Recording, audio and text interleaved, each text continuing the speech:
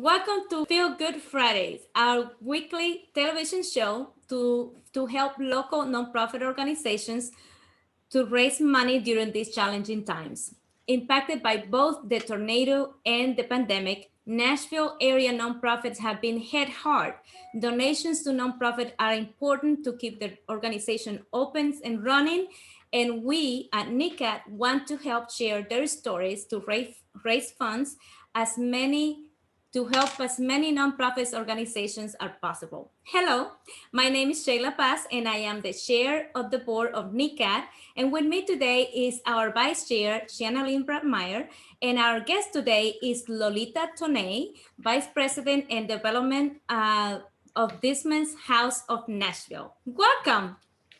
Well, thank you. Thank you so much. First of all, I just want to say a special thank you to Shauna Lynn and to Shayla for inviting Dismiss to be a part of this incredible platform. We are truly grateful for the partnership and for you thinking of us because, yes, we do want the community to know what we have going on and what we call Dismiss 2.0 in our brand new 24,000 square foot facility at 2424 Charlotte Avenue. You're welcome. And I'm so happy to be able to meet you because for a long time you were right my neighbor behind my house. I was like, what happened to them? What do they do? Where do they move? Yeah, we just moved a little bit, further north. That's all. And that's a good place to start. So kind of tell us about Dismas House and then also your new facility. So start with kind of what you do, who you are, and then, where you are now located so people know. Yeah. So, I say this often. I think Dismas House is one of Nashville's like best kept secrets. So when we were over on Music Row, off of Music Row, we were operating and doing this incredible work, but a lot of people didn't know what we were doing exactly or were not familiar with Dismas House. And so, actually, Dismas House will be 47 years old this year.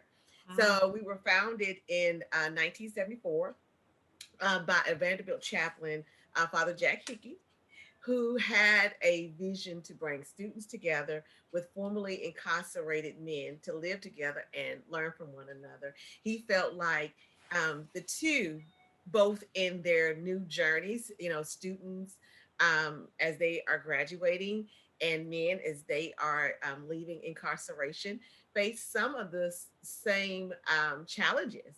And so thought that bringing the two together would make for a great community. And so we no longer have students living in on our campus. Now we just have men. But as I mentioned prior, as of April 2020, we moved into our brand new campus, which is located at 2424 Charlotte Avenue. So it's right at Charlotte and 25th. Here we are able to house 72 gentlemen at a time. So we have 56 reentry beds for our reentry program, and we have 16 transitional beds for our transitional housing program. Right now, we're not using all 56 beds at this moment because of COVID. So we are using about half of that. But just to give you an idea of the exponential growth between where we were this time last year and where we are now, in the old house, we would serve about 20 men a year. In this new house, we look at serving at a minimum 150 men a year. Wow. So that is Wow. exponential growth. And so, our transitional housing, of course, as our men graduate our reentry program, they're invited to apply for our transitional housing and to be able to live there. So a gentleman could actually live on our campus for a total of 24 months if they were to go through our reentry program and then move into our transitional housing. However, we do take applicants for our transitional housing from other reentry facilities. So you don't have to be a graduate of Dismas to apply. You can be a graduate of another reentry program and apply for our transitional housing. That is incredible. So I didn't know that you had such a limited space in the house on Music Row, and to go from 20 to 100, that's a big jump. How were you Yes, guys able to do that? You had an expansion that costed $12 million. How yes. did the funds, where did the funds came from to do that expansion? Yes, so we did have a $12 million expansion project. So some of the funds came from the proceeds of the sale of our previous property. And Ah, then Yeah. we were fortunate to receive significant funds from the Barnes Fund and some other private funders. We are still needing to raise an additional $5 million to actually retire the entire debt for this new expansion. So we are looking forward to continue to raise money so that we can be in our new home completely debt free. that is very important, being Yes, debt very free. Yeah, important. Yes, yes, yes, yes, very very much. important. Yes. Well, kind of tell us about Dismas House. I mean, you're a reentry facility, but kind of tell us about your comprehensive, holistic approach. It's called the Four Pillars. Can you kind of talk about those for a moment? Yes. So our four pillars. So first of all, Dismas House. When we are working with a gentleman who is returning from incarceration, we are looking to serve his whole self.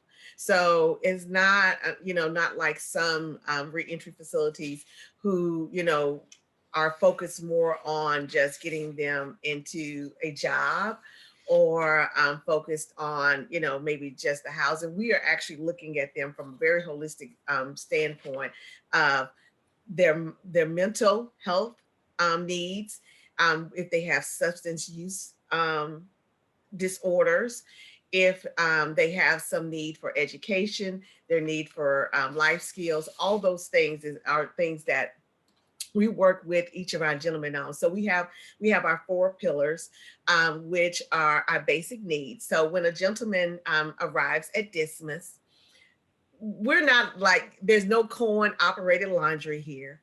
When they come for the first 30 days, that is their opportunity to get themselves settled and set.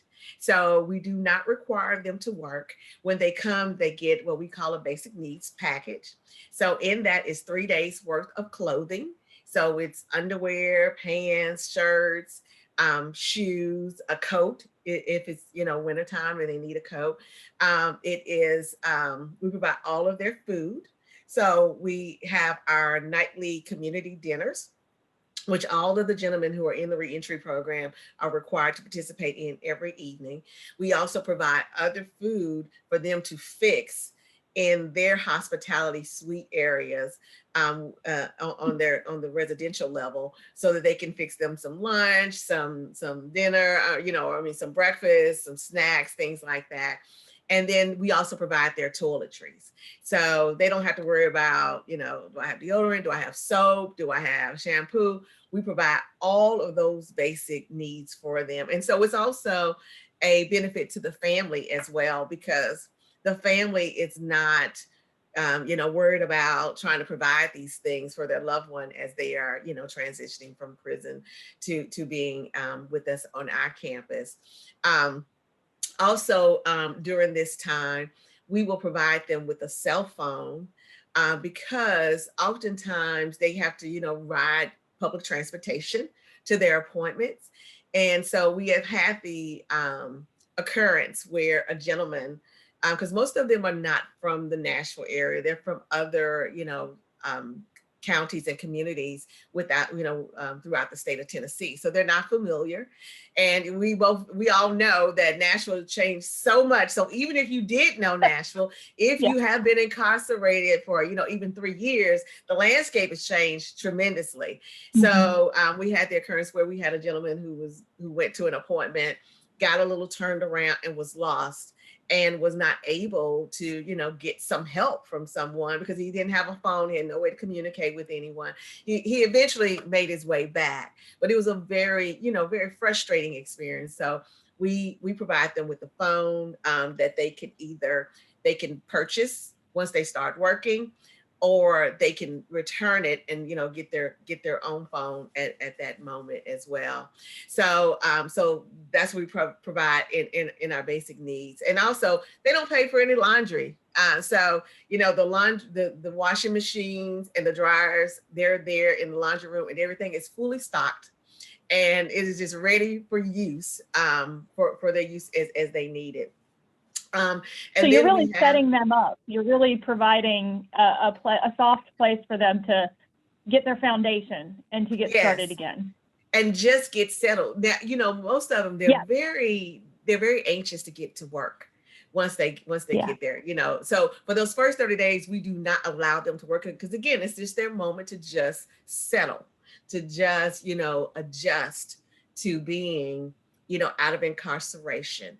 We give them, they have 30 days worth of bus passes, and we can give them up to another, I think like 30 to 60 days worth of bus passes if they need it. But they have bus pass, so they could go to Walmart or go, run errands or go to the park, because, we're not far from the park. But this is just a moment for them just to settle. So in these first 30 days, they're not working, but they are starting to do their program. And so we have health and wellness. And so this is where the men have individual as well as group therapy sessions. So there is a mental health assessment that is done.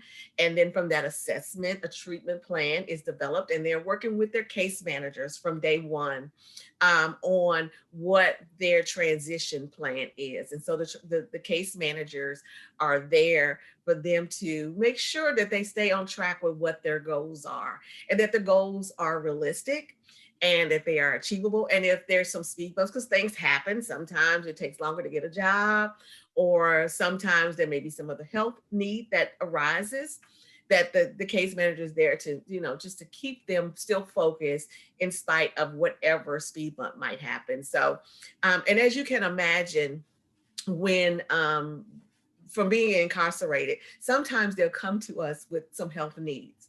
So they may come with dental needs, they may have vision needs, or other health needs that have gone unaddressed.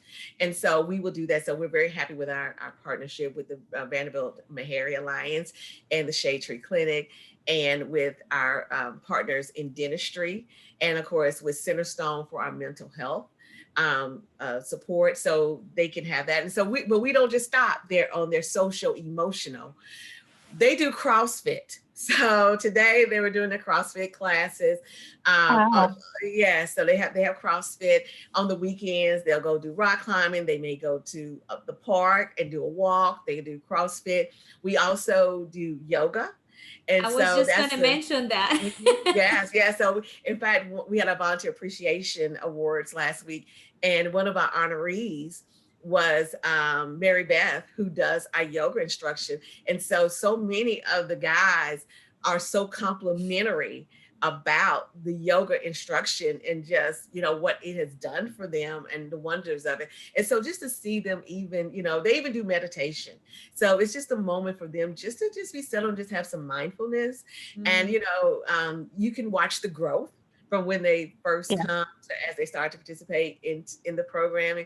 And so just to be able to relax and be able to close your eyes and to be really settled. I mean, like, that is significant. And so those are some of the things that they do in the health and wellness. We're actually about to introduce some music therapy.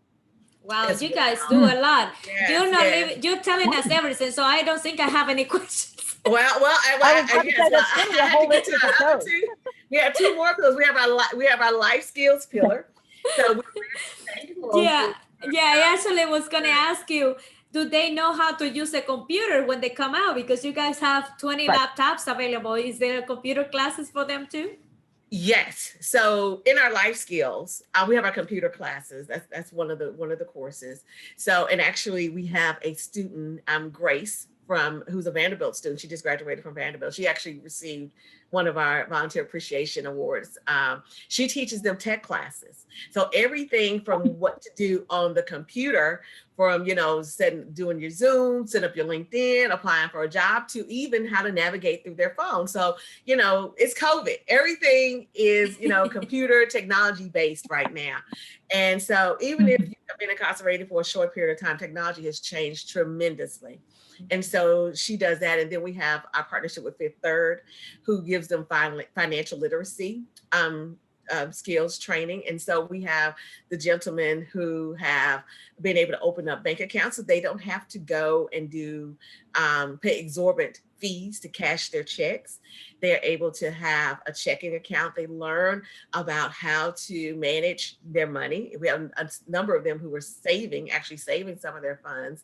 And they also learn about credit. And then our final pillar is our legal. And so we are so fortunate to have Chelsea, who is an attorney who works with our guys. She's able to work statewide to help them get these exorbitant fees and fines reduced, so that it's something that is more manageable. I think I saw yesterday, I got an email about a gentleman who has like over $20,000 worth of fines in Davidson County courts that's getting reduced, I think, to like maybe $7,000. So, for a lot of them, that is a roadblock to them getting their license back. And so these fees continue to accumulate. The meter just ticks while they're incarcerated. They can't pay it.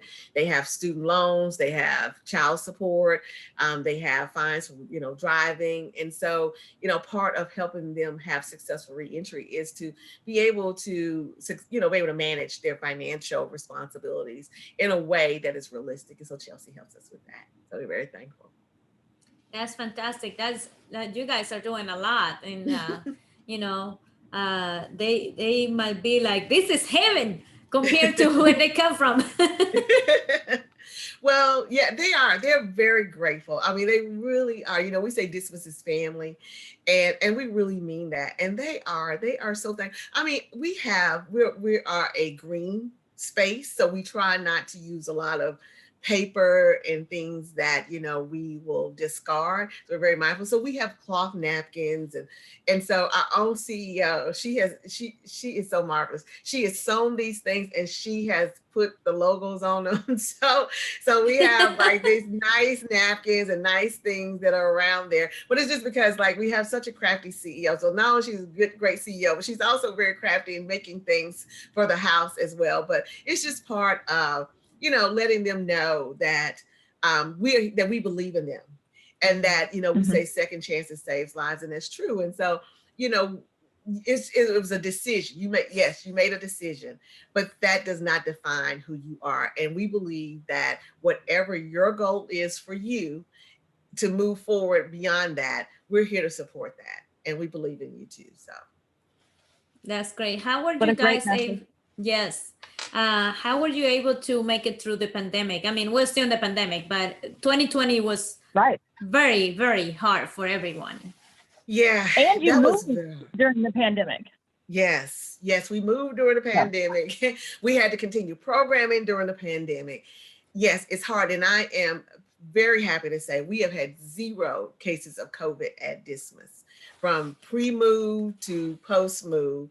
And that is because we really do strictly follow the COVID guidelines at Dismas.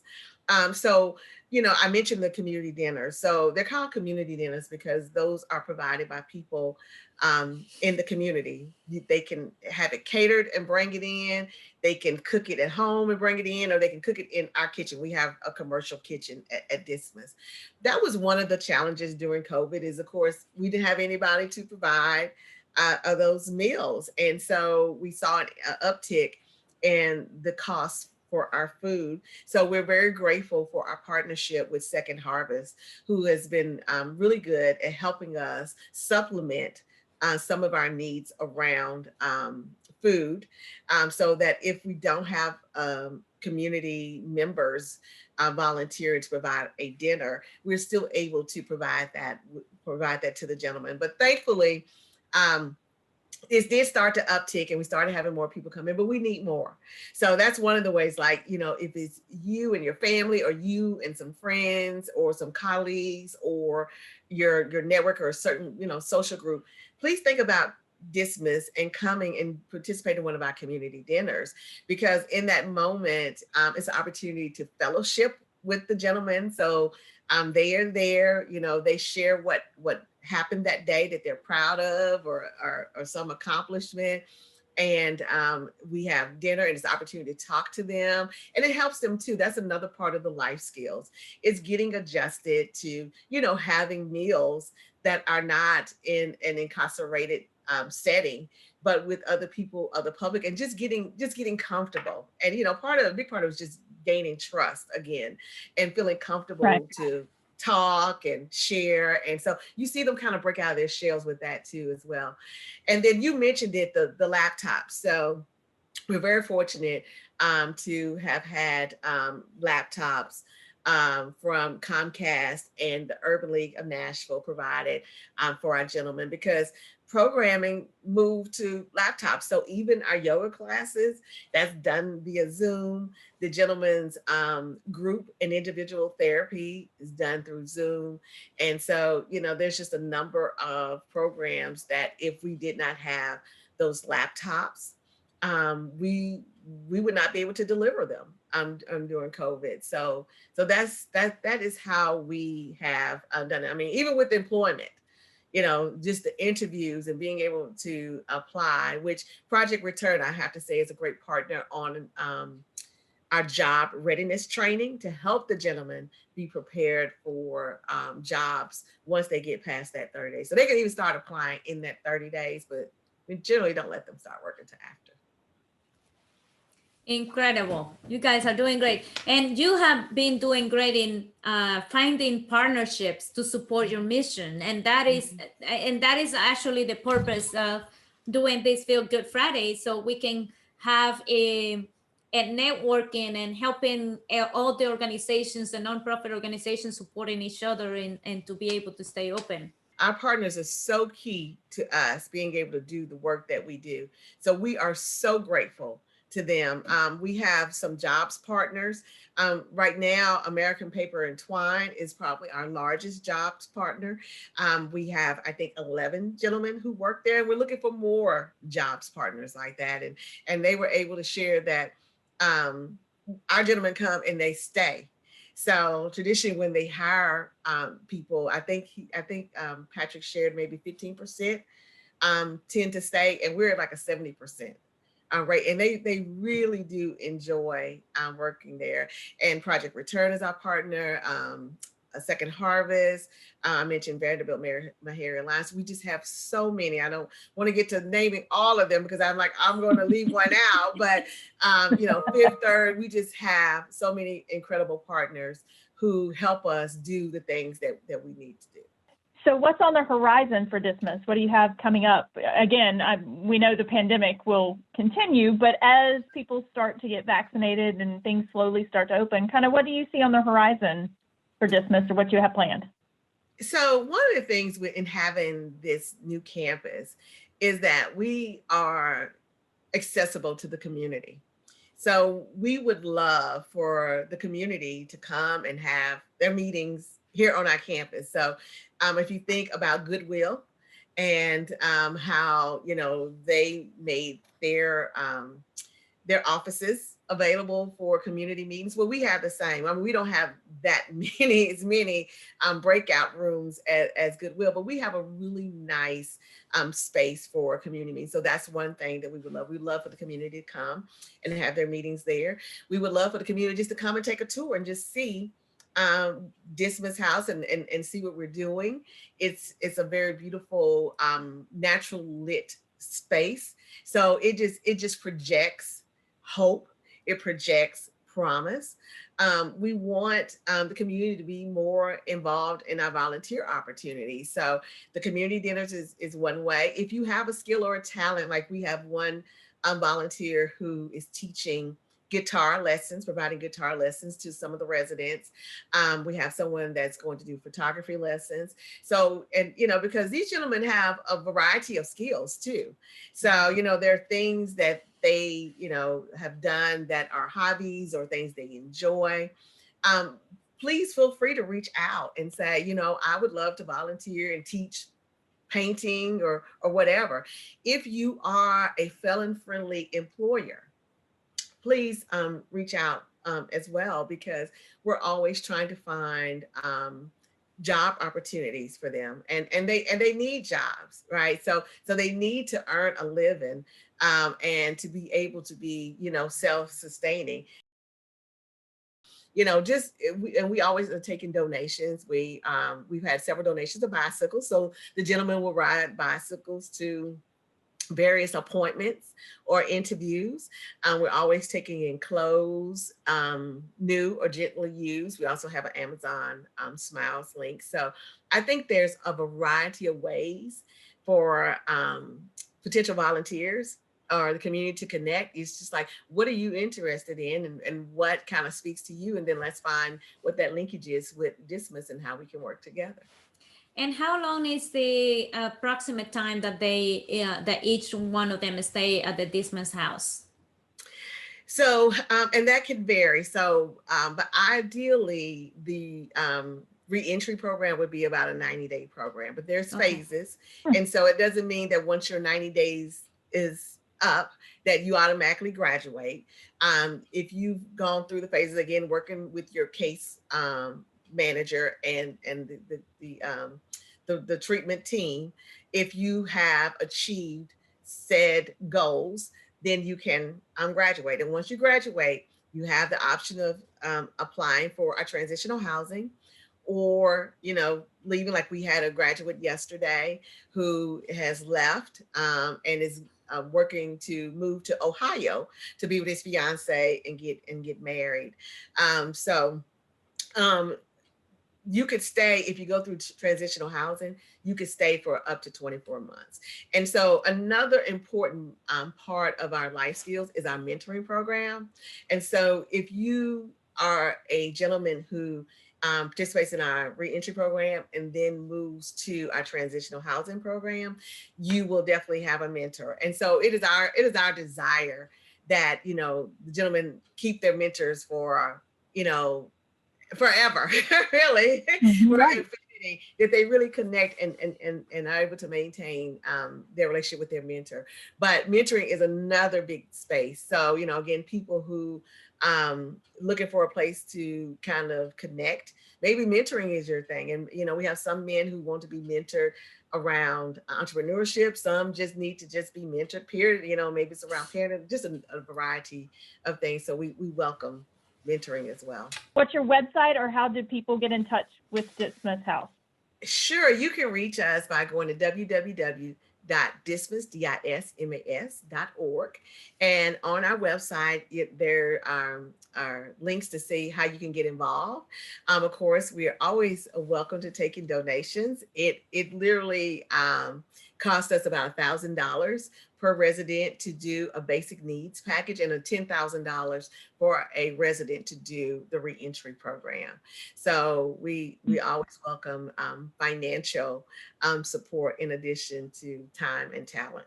So if you would like to, well, no, please support the Dismas House, which is, as you can hear and you can see, they do an incredible work to support men that are transitioning from being in prison to incorporating themselves into society. So we need to support these people, because we all deserve a second chance in life.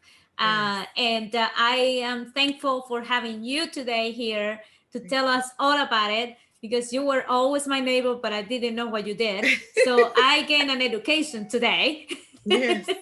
Should you like to support them and us at NECAT, please go to the link on our website, necatnetwork.org, and to donate at the Dismas House, go to the dismas.org website and donate there as well. And thank you so much for tuning in, and we'll see you next Friday with another chapter of Feel Good Fridays.